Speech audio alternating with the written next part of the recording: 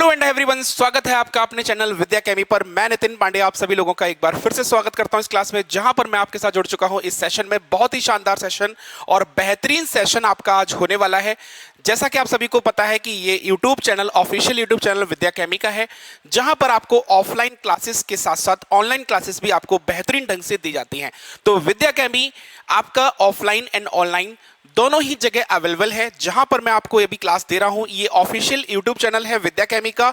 और अगर आपको विद्या अकेडमी के ऑफलाइन सेंटर पर आना है तो आप मुनिरिका सेंटर, ध्यान रखिएगा साथियों, मुनिरिका सेंटर ये आपका दिल्ली में है और दिल्ली में ये मुनिरिका सेंटर अग्रवाल स्वीट्स के ऊपर है।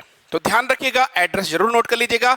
बाकी आपको एड्रेस ऑलरेडी हमारे साइट पर मिल जाएगा, तो ध्यान रखिएगा। और ये बैच आपका एक नया बैच स्टार्ट हुआ है अभी। अगर हम बात करें बेसिकली एसएससी का बैच, ये बैच आपका ऑफलाइन शुरू हुआ है। अगर आप इसमें मेरे से ऑफलाइन रीजनिंग पढ़ना चाहते हैं तो ऑफलाइन रीजनिंग पढ़ने के लिए आपको ये ध्यान रखना है कि 3 बजे से ये बैच आपका स्टार्ट हुआ है 7 मार्च से।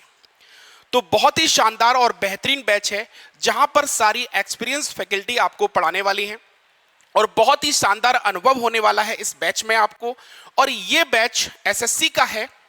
और यहां पर अगर मैं बात करूं साथियों, तो इसकी फीस क्या होने वाली है। अगर मैं इस फीस बात करूं तो इसकी फीस मात्र और मात्र कितनी है, मात्र और मात्र 5000 रुपीज। और 5000 रुपीज में 5 to 6 मंथ का batch, daily 3 hours classes, PDF and mock test, आपको सब कुछ मिलेगा। और साथ ही साथ आपको ऑनलाइन क्लासेस भी उन्हीं टीचर से मिल जाएगी जिनसे आप ऑफलाइन पढ़ रहे हैं। तो इससे बेहतर मौका आपको नहीं मिल सकता है। तो अगर आप मेरे साथ ज्वाइन करना चाहते हैं और दिल्ली के आसपास के अगर हैं या फिर दिल्ली में आने का प्लान बना रहे हैं, तो आप दिल्ली ब्रांच में आकर मुनिरिका ब्रांच विजिट करिए और विद्या अकेडमी को आज ही ज्वाइन करिए। तो चलते हैं हम आज के प्रैक्टिस सेट पर। जैसा कि आप सभी को पता है कि हम लोग आज यहां पर रीजनिंग के कुछ बेहतरीन प्रश्नों को हम लोग सॉल्व करने वाले हैं। तो रीजनिंग के बेहतरीन प्रश्नों को सॉल्व करने के लिए, रीजनिंग का शानदार सेशन लेने के लिए आप सभी लोग तैयार हो जाइए, क्योंकि ये सेशन आपका बहुत ही शानदार और बहुत ही बेहतरीन होने वाला है। तो जल्दी से सभी लोग कमेंट करके बताइए कि सभी साथी तैयार हैं। जल्दी से सभी लोग कमेंट करके बताएंगे कि सभी साथी तैयार हैं क्लास के लिए। अगर आप सभी लोग तैयार हैं तो पहला क्वेश्चन आप लोगों की स्क्रीन पर आ रहा है। ये पहला क्वेश्चन आपकी स्क्रीन पर है साथियों। दिए गए विकल्पों में से विषम को चुनिए। क्वेश्चन क्या कहता है साथियों, दिए गए विकल्प में से विषम को चुनना है। आपको बताना है कि इसमें विषम क्या है। देखते हैं कितने लोग इसमें विषम शब्द को ज्ञात कर पाएंगे। समय शुरू करते हैं आपका। और ध्यान रखिएगा, जो समय की सीमा होने वाली है वो होने वाली है हर क्वेश्चन के लिए 30 to 45 सेकेंड। ट्राई करिए इसको।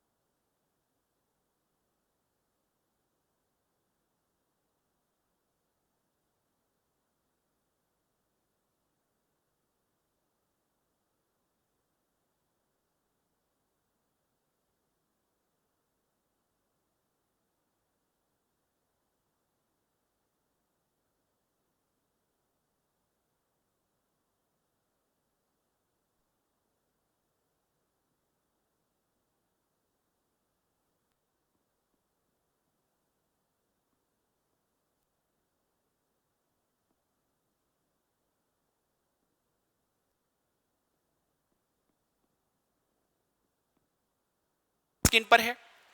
नर्सिंग में अक्षरों के ऐसे कितने युग्म हैं? ध्यान रखिएगा साथियों, नर्सिंग में अक्षरों के ऐसे कितने युग्म हैं जिनके बीच उतने ही अक्षर हैं, जिनके बीच उतने ही अक्षर हैं जितने अंग्रेजी वर्णमाला क्रम में होते हैं। यह करने के लिए आपको समय मिलता है मात्र 30 सेकंड का। ट्राई करिए, जल्दी से ट्राई करेंगे, बताएंगे कि 30 सेकंड का सही जवाब क्या होगा। नर्सिंग के अंदर कितने पेयर हैं?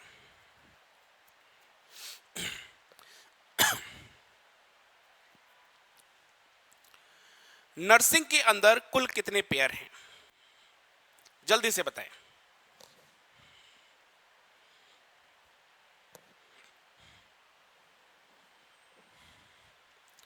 देखो यहां पर समय हो गया समाप्त। बात करते हैं अगर साथियों नर्सिंग की, तो आपको पता है कि नर्सिंग शब्द जो है, ये जो नर्सिंग शब्द लिखा हुआ है, अगर हम लोग इसकी बात करते हैं,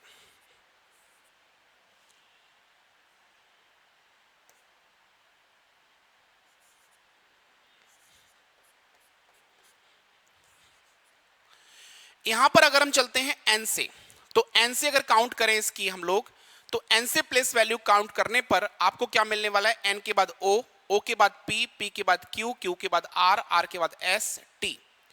मतलब आपको सेम प्लेस पर कोई भी लेटर प्राप्त नहीं हुआ। इसके बाद हमने देखा यू से, यू से बड़ा तो आगे कोई है नहीं, और यू से बड़ा कोई आगे है नहीं तो पेयर तो डेफिनेटली बनेगा ही नहीं।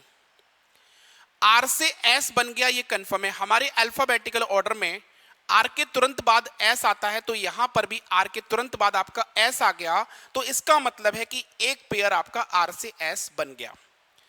इसके बाद एस से बड़ा कोई है नहीं तो पेयर बनेगा नहीं। आई से देखते हैं जे के, नहीं बन रहा है। एन से ओ बन नहीं रहा है। अब चलना है रिवर्स। जी के बाद एच आई, जी से एक तो बन गया आपका आई, आई के बाद जे के एल एम, नहीं बना। एन से देखो O P Q R S, नहीं बना। आई से देखो जे के एल एम, नहीं बना। एस से टी यू, एक तो बन गया एस से यू। इसके बाद कोई पेयर बन नहीं रहा है। आर से एस बना, दूसरा आपका जी से आई बना, और तीसरा आपका एस से यू बना। कितने पेयर बन गए आपके? 3। तो 3 पेयर इस प्रश्न का सही उत्तर है ऑप्शन बी। ऑप्शन बी क्या हो जाएगा साथियों? इस प्रश्न का बिल्कुल सही जवाब होगा। अगला प्रश्न क्वेश्चन नंबर 4, इसको ट्राई करिए। आपको बताना है कि जो आकृति आपको दी गई है, ये आकृति आपकी कहां पर सन्निहित है। ये आकृति जो दी हुई है ये कहां पर छिपी हुई है? जल्दी से कमेंट करके बताएं साथियों। जो ये आकृति दी हुई है, ये आकृति आपकी कहां पर छिपी हुई है, ये कमेंट करके जल्दी से बताएंगे और बताएं कि इस प्रश्न का सही जवाब क्या होगा। क्वेश्चन नंबर 4,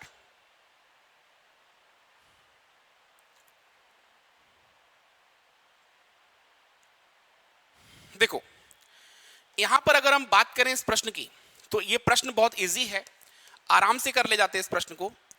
ये पार्ट आपका देखो यहां से छिपा है, बी ऑप्शन में दिखेगा आपको। बी ऑप्शन में क्या ऐसा पार्ट है? देखते हैं, सॉरी सी ऑप्शन में देखते हैं। पहले सी ऑप्शन मुझे नजर आ रहा था एक बार। ये पार्ट यहां से बना, फिर ये पार्ट यहां तक गया, और ये लाइन आपकी यहां तक आ गई। ये ठीक है। इसके बाद ये जो लाइन आई है, फिर इसके बाद ये नहीं, फिर ये नहीं बन रहा है। सी ऑप्शन नहीं बन रहा है, सी ऑप्शन नहीं बनेगा डेफिनेटली। अब मुझे लग रहा है कि बी ऑप्शन ही बनना चाहिए। बी ऑप्शन आपको नजर आ जाएगा, बी ऑप्शन आपको नजर आ जाएगा इस वाले पार्ट में। इस वाले पार्ट में आपको बी ऑप्शन नजर आएगा, इसके अलावा कोई भी ऑप्शन आपको नजर नहीं आ रहा है। क्योंकि ये लाइन देखो, अगर हम इसमें बात करें, ये वाली लाइन यहां पर चेक करो, ये 2 लाइनें कहीं भी ऐसी नहीं है। इसमें 2 लाइनें ये वाली आ रही हैं, ये वाली लाइन यहां पर कहीं भी मौजूद नहीं है। इसमें ये लाइन जो आ रही है, ये वाली लाइन आ रही है। इसमें ये लाइन एक ऐसी है और एक ऐसी है, तो ये भी लाइन मौजूद नहीं है। तो यानी कि कंफर्म है कि साथियों की जो इसका आंसर बनने वाला है वो आंसर बनेगा बी ऑप्शन। बी ऑप्शन क्या हो जाएगा इस प्रश्न का सही जवाब हो जाएगा। अगला ट्राई करिए फटाफट। क्वेश्चन दिया है कि एक निश्चित कोड भाषा में पोज को लिखा गया है OQNPRTDF। फिर आपसे पूछा गया है कि टाइप को उसी कोडिंग भाषा में हम लोग क्या लिखेंगे। जल्दी से कमेंट करके बताएंगे कि इस प्रश्न का सही उत्तर, सही आंसर क्या होगा। कहते हैं ना कि हो गई है पीर पर्वत सी पिघलनी चाहिए, हो गई है पीर पर्वत सी पिघलनी चाहिए, इस हिमालय से कोई गंगा निकलनी चाहिए। हो गई है पीर पर्वत सी पिघलनी चाहिए, इस हिमालय से कोई गंगा निकलनी चाहिए। हंगामा करना मेरा मकसद नहीं, हंगामा करना मेरा मकसद नहीं, मेरा मकसद है कि इस देश की सूरत बदलनी चाहिए। तेरे सीने में ना सही मेरे सीने में ही सही, तेरे सीने में ना सही मेरे सीने में ही सही, लगी हो कहीं भी आग मगर ये आग जलनी चाहिए, मगर ये आग जलनी चाहिए। इस प्रश्न की बात करते हैं तो आपको पता है कि ये वर्ड दिया है पोज। अब पोज की बात करते हैं साथियों, तो यहां पर पी से दो लेटर निकल रहे हैं, एक तो ओ, एक तो ओ निकल रहा है और एक निकल रहा है क्यू। एक निकल रहा है ओ और एक निकल रहा है क्यू। पी से ओ -1 क्यू +1। ऐसे ही ओ से दो लेटर निकलते दिख रहे हैं, एक एन एक पी, एक माइनस एक प्लस। सेम इसी प्रकार से हो रहा है। टाइप को हम लोग सॉल्व करेंगे। टी से एक माइनस होगा एक प्लस होगा, माइनस होगा एस प्लस होगा यू। वाई से एक माइनस होगा एक प्लस होगा, माइनस होगा तो आपको मिलेगा एक्स, प्लस होगा तो मिलेगा Z. S U x Z से शुरुआत होनी चाहिए, एस यू एक्स जेड में सभी से शुरुआत है। फिर पी से -1 ओ, पी से +1 क्यू, फिर हमें मिलेगा ओ क्यू। ओ क्यू यहां पर है, यहां पर क्यू ओ है, गलत हो गया। ओ क्यू यहां पर है, यहां पर क्यू ओ है, गलत हो गया। दो ऑप्शन गलत हो गए। ई से -1 डी, ई से +1 एफ, डी एफ बनेगा। यहां पर डी एफ दिया है, यहां पर एफ डी दिया है, ये भी गलत। आंसर बन गया सी ऑप्शन। सी ऑप्शन क्या हो जाएगा साथियों, इस प्रश्न का बिल्कुल सही जवाब हो जाएगा। सी ऑप्शन क्या हो जाएगा, इस प्रश्न का बिल्कुल सही जवाब होगा। अगला प्रश्न, क्वेश्चन नंबर 6। आपको बताना है कौन सा वेन आरेख पुस्तक, पुस्तकालय, अध्याय और अनुक्रमणिका, अनुक्रमणिका का मतलब होता है सीरियल नंबर। बताइए क्या होगा आंसर।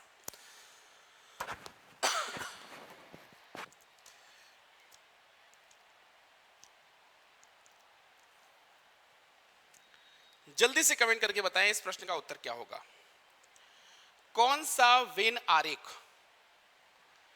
इसमें पुस्तकालय, पुस्तक, अध्याय, अनुक्रमणिका के बीच में सही संबंध दर्शाता है। देखो बेसिकली अगर हम बात करें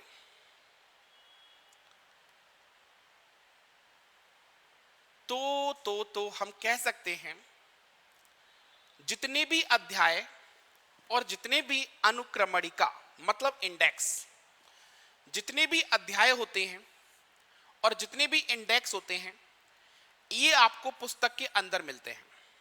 लेकिन कोई भी आपका चैप्टर इंडेक्स नहीं होता और कोई भी इंडेक्स आपका चैप्टर नहीं होता, ये अलग अलग हो जाएंगे। लेकिन दोनों होते कहां पर है, पुस्तक के अंदर। और पुस्तक कहां होती है, पुस्तकालय में। पुस्तक कहां पर होती है, पुस्तकालय में। वैसे पुस्तकालय की जगह पुस्तक हमारे घर में भी होती है, लेकिन हमारे पास कोई ऑप्शन अवेलेबल नहीं है। हमें यह पता है कि एक सर्कल के अंदर दो सर्कल आने हैं, मतलब एक आंख वाला डायग्राम बनना है। लेकिन अब इस प्रश्न को देखेंगे तो ये पार्ट तो बनेगा ही बनेगा और ये पार्ट बनेगा, तो एक ही ऑप्शन दर्शा रहा है जहां पर ये आपका फिगर बनेगा। तो ए इस पिक्चर का सही उत्तर होगा। ए क्या होगा साथियों, इस पिक्चर का सही जवाब होगा। आई थिंक क्लियर है सभी को। जल्दी से कमेंट करके बताइए कि सभी को क्लियर है, किसी तरह का इशू तो नहीं है। चलें आगे। अगला प्रश्न आपकी स्क्रीन पर है, क्वेश्चन नंबर 7। ये है आपका सिलॉक्स का प्रश्न और इस सिलॉक्स के प्रश्न को हम लोग यहां पर सॉल्व करेंगे बहुत ही शानदार तरीके से। बताइए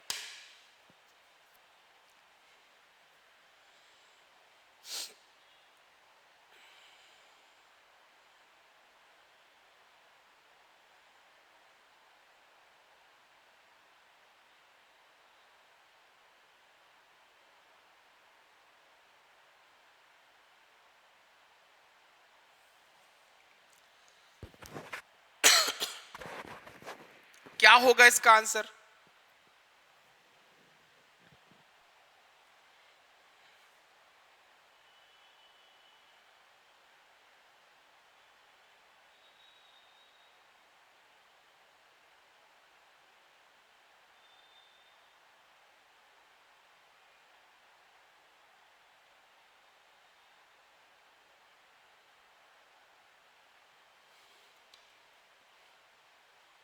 देखो, यहां पर अगर हम बात करें, 1 मिनट का समय दिया आप लोगों ने, अपने अपने आंसर दिए, बहुत बढ़िया। जो भी आंसर आए हैं चेक करेंगे कि आप लोगों ने आंसर जो दिया है कितने लोगों का सही है। सम प्लेन आर बस, करेक्ट। कुछ प्लेन जो हैं वो क्या है? बस हैं। सम प्लेन आर बस। ओनली अ फ्यू बस आर कार। स्टेटमेंट क्या कहता है? ओनली अ फ्यू बस आर कार। कहता है कि सिर्फ कुछ बस कार हैं। अगर ये स्टेटमेंट दिया है कि सिर्फ कुछ बस कार हैं, तो सिर्फ कुछ ही बस कार होंगी। मतलब ये पार्ट हम कह सकते हैं कि ये पार्ट बस का जो है वो क्या होगा? कार होगा। ये पार्ट जो बस का है वो क्या हो जाएगा? कार हो जाएगा। इसके बाद क्या कहता है साथियों? All train are car. कह रहे जितनी भी ट्रेन हैं वो क्या है? कार हैं। तो जितनी भी ट्रेन है वो क्या हो गई? कार हो गई। यहां पर आपको एक बात ध्यान रखनी है, जब भी रिलेशन ओनली फ्यू का आए, जब भी रिलेशन ओनली फ्यू का आता है, ओनली फ्यू का केस ही केवल एक ऐसा केस है, ध्यान से समझिएगा, ओनली फ्यू का केस ही केवल एक ऐसा केस है जहां पर आपका सम का रिलेशन और सम नॉट का रिलेशन, जहां पर आपका सम का रिलेशन और सम नॉट का रिलेशन दोनों ही क्या होते हैं? सही होते हैं। कहता है केवल कुछ ए बी हैं। तो केवल कुछ ए बी है, मतलब बाकी जो ए है वो बी नहीं होंगे, क्योंकि केवल कुछ ए बी है। तो ऐसा फिगर जहां ओनली फ्यू का रिलेशन आता है, उस कंडीशन में सम और सम नॉट दोनों ही रिलेशन आपके ठीक होते हैं। कंक्लूजन क्या कह रहा है? All bus are train is a possibility. क्या सारी बस को हम ट्रेन बना सकते हैं? नहीं। अब आप गलत मत कर देना, क्योंकि सारी बस को ट्रेन के अंदर ले जाएंगे तो बस का पूरा हिस्सा आपका कार के अंदर भी आ जाएगा, बस का पूरा हिस्सा कार के अंदर भी आ जाएगा। और जैसे ही बस का पूरा हिस्सा कार के अंदर आया, स्टेटमेंट कह रहा था कि केवल कुछ बसें कार हैं, तो फिर तो सारी बसें कार हो जाएंगी। और स्टेटमेंट कह रहा है केवल कुछ बसें कार हैं, तो केवल का मतलब होता है कि सिर्फ कुछ ही पार्ट बस का कार से मिलेगा, पूरा पार्ट नहीं मिल सकता। तो ये पॉसिबिलिटी आपकी नहीं बनेगी, पहला गलत। फिर कहता है कि all car being plane is a possibility. कह रहा है सारे कार के प्लेन होने की संभावना है। हाँ, सारा कार का पार्ट प्लेन हो सकता है, इसमें कोई दिक्कत नहीं है, क्योंकि इनके बीच में रिलेशन नहीं है, तो ये पॉसिबिलिटी बना सकते हैं। सेकंड वाला आपका यहां पर सही हो जाएगा। जितने लोगों ने इस प्रश्न का उत्तर ओनली बी दिया है, जितने लोगों ने इस प्रश्न का उत्तर ओनली बी किया है, सेकंड ऑप्शन बिल्कुल सही जवाब है। सेकंड ऑप्शन इस प्रश्न का सही उत्तर होगा। अगला प्रश्न करते हैं, क्वेश्चन नंबर 8। देखते हैं कितने लोग इस प्रश्न का जवाब देते हैं। आपको बताना है कि इस पिक्चर में कितने पंचभुज हैं, कितने पंचभुज हैं। बताओ भाई फटाफट, इस पिक्चर में कुल कितने पंचभुज हैं? देखते हैं कितने लोग कर पाएंगे इस प्रश्न को।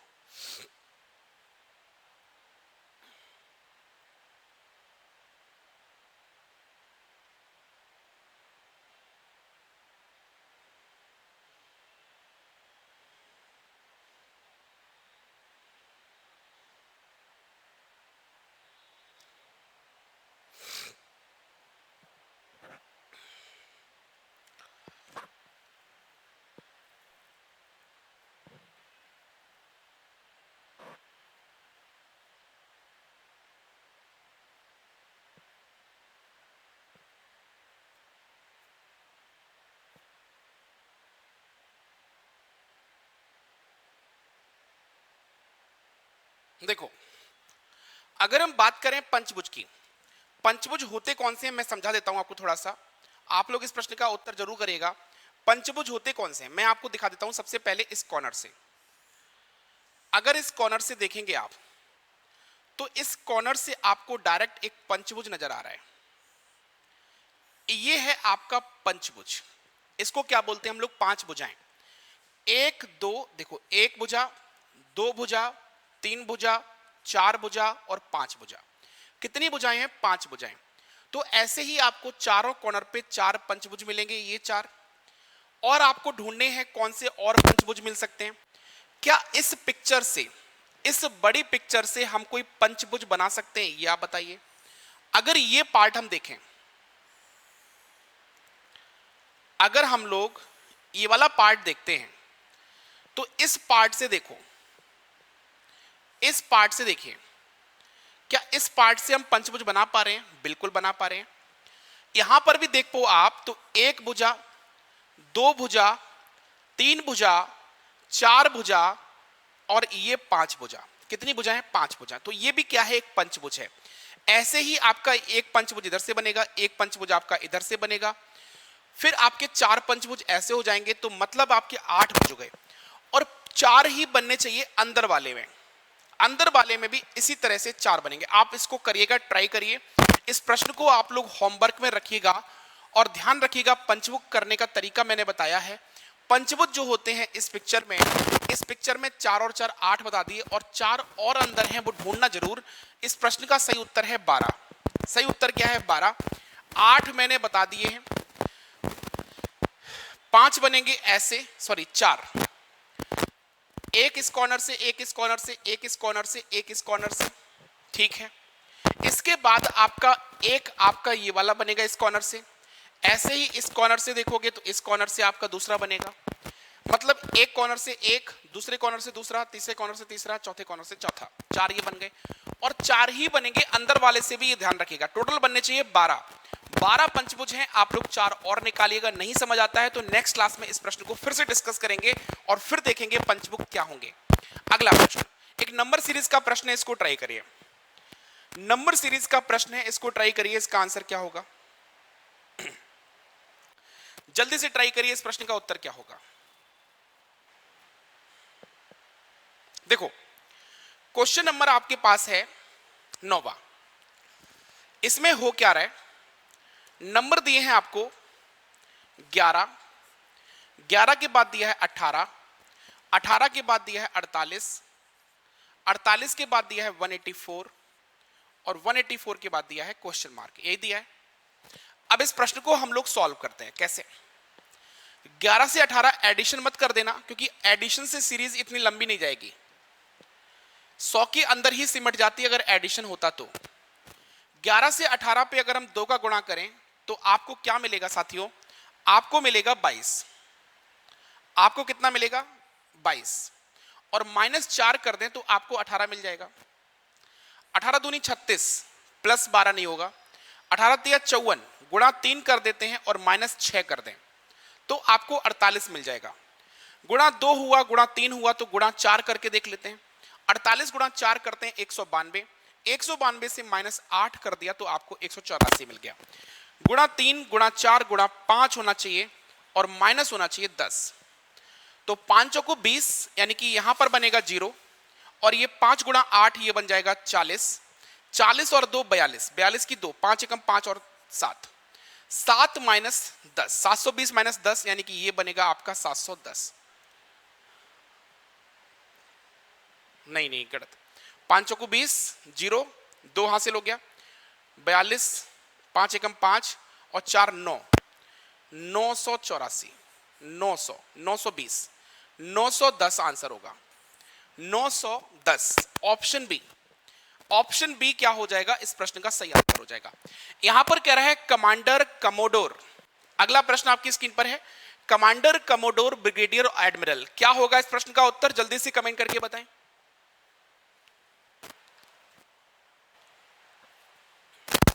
जल्दी से बताइए। कमांडर, कोमोडोर, ब्रिगेडियर और एडमिरल, इनमें आपको बताना है कि ऑड वन क्या होगा, विषम शब्द कौन सा है। जल्दी से कमेंट करके बताएं विषम क्या है इस पिक्चर में। देखो, कमांडर हुआ, कॉमोडोर हुआ और एडमिरल हुआ, ये सारे के सारे all are navy post, all are navy post. और ये जो है आपकी, ये है आपकी आर्मी की पोस्ट। ये किसकी है आपकी पोस्ट? आर्मी की पोस्ट है। तो इस प्रश्न का सही उत्तर क्या होगा? C option. जितने लोगों ने सी ऑप्शन दिया है, सी बिल्कुल सही जवाब है। बहुत बढ़िया। तो ध्यान रखिएगा, आज हम लोगों ने कुछ क्वेश्चंस प्रैक्टिस किए हैं और उम्मीद करते हैं कि ये क्वेश्चंस आपको बेहतरीन और शानदार अनुभव प्रदान करेंगे। सारे क्वेश्चन बढ़िया थे, शानदार थे। ऐसे ही शानदार प्रश्नों के लिए मेरे साथ बने रहिएगा आपके अपने चैनल विद्या अकेडमी पर। और ध्यान रखिएगा सभी साथियों कि आज का सेशन आपको अच्छा लगा है तो चैनल को सब्सक्राइब कर लें, और जितने लोगों ने सेशन को लाइक नहीं किया अभी तक तो फटाफट एक बार सेशन को लाइक कर दें। और अगले सेशन के लिए, अगले क्लास के लिए मेरे साथ जुड़े रहिएगा। और ऑफलाइन बैच अगर आपको ज्वाइन करना है तो मुनीर का ब्रांच दिल्ली में आप आके विद्या अकेडमी को ज्वाइन कर सकते हैं। मिलेंगे नेक्स्ट क्लास में, तब तक अपना ख्याल रखिए, हंसते रहिए और मुस्कुराते रहिए और देखते रहिए रीजनिंग विद नितिन पांडे आपके अपने चैनल विद्या अकेडमी पर। बाय बाय, टेक केयर, जय हिंद, जय भारत।